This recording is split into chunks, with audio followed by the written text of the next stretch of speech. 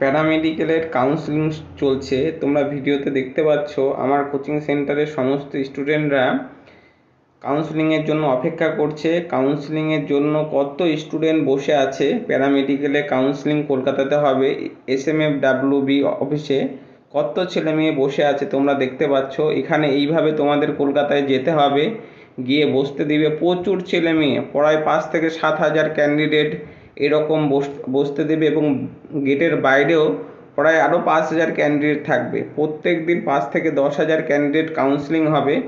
সেই কাউন্সেলিংয়ে দেখো স্ক্রিনে দেখতে পাচ্ছ, সেই স্ক্রিনে তোমরা দেখতে পাবে যে কোথায় কোন কলেজে সিট ফাঁকা আছে, যে দেখতে পাচ্ছ প্রচুর ছেলে মেয়ে কাউন্সেলিং যাবে প্যারামেডিক্যালের।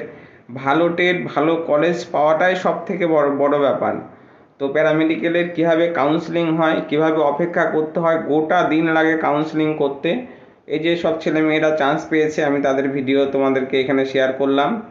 তো প্যারামেডিক্যালের কীভাবে কাউন্সেলিং হয় তোমরা দেখতে পাচ্ছ।